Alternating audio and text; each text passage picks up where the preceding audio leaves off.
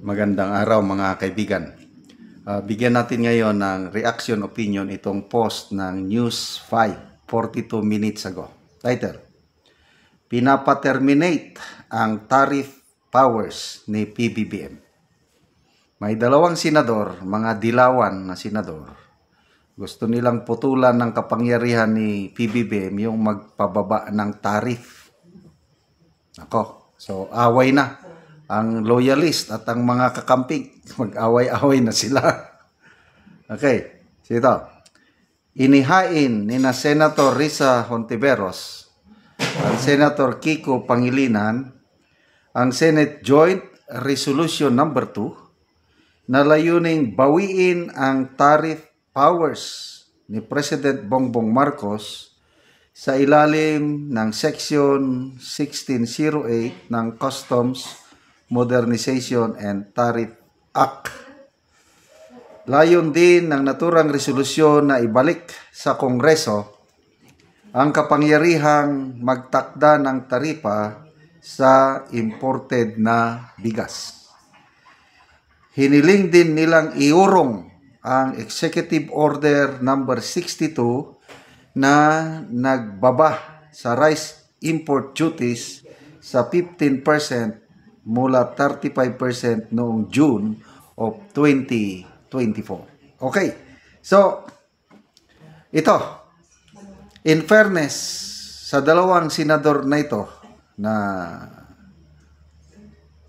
kung minsan palagi nating binabatikos dahil nga anti-Duterte sila, but itong ganitong panukala, to me, commendable. Saludo ako sa dalawang senador na ito.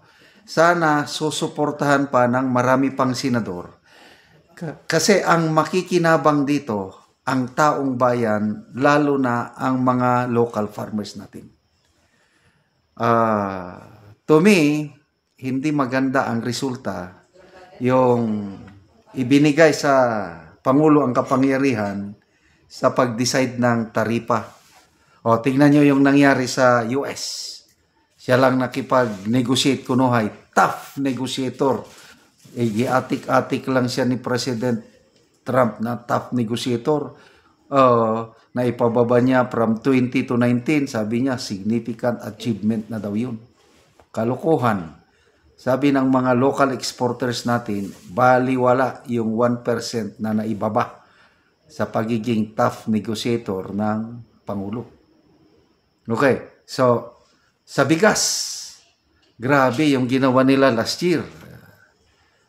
Binaba nila through Executive Order number 62, taripa from 35%, ginawa lang 15%. So ngayon, dahil napakababa na ang taripa, nawalan tayo ng billions of pesos na makukolekta mo sa taripa. Na instead on tayo itong billions of pesos na makolekta, mapunta sa mga farmers. Ngayon, kakaunti nang mapunta sa mga farmers. Plus, bumaha ang imported rice at kawawa ang ating mga local farmers. So, magandang panukalang di pa man ito bill, resolution pa man lang. Sana mag-file sila ng bill para i-amend ang Customs Modernization and Tariff Act. Sana, yun na nga, ibalik sa Kongreso. Kasi kung sa Presidente, wala eh. Ang nakikinabang lang, mga importers, sila ang yumayaman. Kaya last year, nagkaroon ng tinatawag na Kintakum investigation. 5 committees, nang layunin nila is ipababa ang presyo ng bigas sa pangakong 20 pesos per kilo. Kailang napakyas kung sa Bisaya, they failed. Kasi napatunayan sa investigasyon na may cartel talaga ng bigas at iba pang mga mga agricultural products. Kinokontrol ng cartel yung pag-i-import. Kaya nagalit kunuhay si Speaker Martin Romualdez. Ano yung sabi niya? We declare war against those profiteers, against those greedy businessmen. We declare war. Grabing war kunuway. Wala namang nangyari. Ano pa, yung nagsuggest siya, let's create a super committee to track down, to fight these mga hoarders and smugglers. Wala ring nangyari.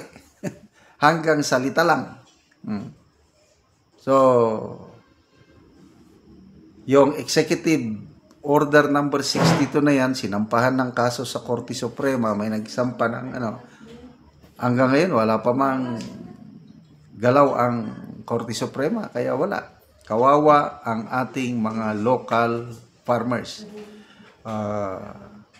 Ang puhunan ng 1 kilong bigas is 13 pesos. Magkano ang presyo ngayon? Sabi ng mga farmers group, umaabot na ng 7 to 12 pesos. Kaya ang daming luging farmers. May balita pa somewhere in Mindanao, Sarangani ba yun, na 2 farmers nagpakamatay dahil sa nalugi sila at hindi nila makayanan yung pagkalugi. So, ganun po ang nangyayari sa ating local farmers. Sila ang kawawa. Tapos, ngayon, ipagmamayabang pa nila na yung 20 pesos per kilong bigas, may abot na daw. Dumating na. 20 bigas meron na. O, totoo. Totoo, may nagbebenta ng 20 pesos per kilong bigas. Kaya lang, sa mga kadiwa stores man lang. Tapos, ang nakakabili, piling sectors, yung vulnerable sectors lang. Kung hindi ka senior citizen na yung pobreng senior citizen, hindi ka makabili. Kung hindi ka PWD, hindi ka makabili.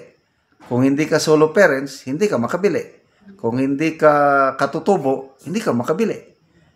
Yung pangkaraniwang workers, yung isang kahit isang tukanano, paano niya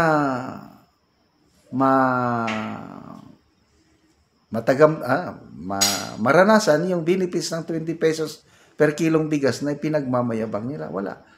Kung totohanan na natupad na yung pangako, bakit hindi ibenta sa lahat? Hindi nila kaya kasi subsidized.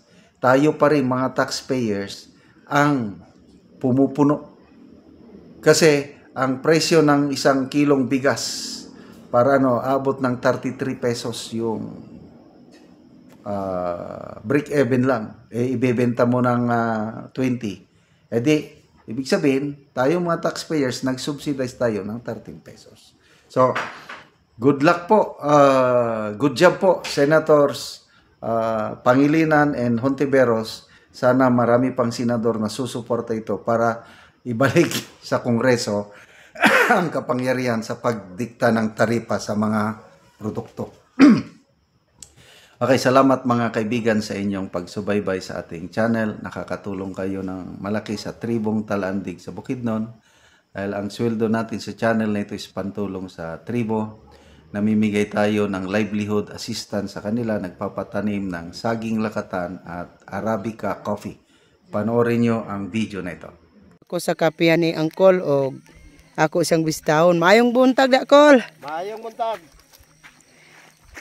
Abuno ko sa kape nga akong gitanom. Kutsara, tungag sa kutsara sir, tanawa o. Kada usa ka bangag. Tara bangag, tungag kutsara. So 2 ka bangag naa sa ibabaw. 2 ka bangag. Oo. So mo na ni ang itsura sa kape ni Angkol, mga maayog yod. Mo na ni ang itsura sa kape ni Angkol nga isa na kabulan.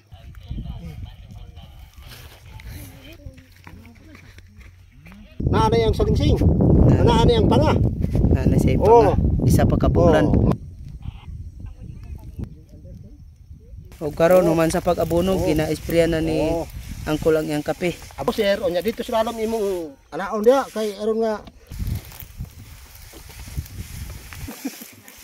Nakas. Oh. Sir. Basta. Sir, op. Ayak po guys.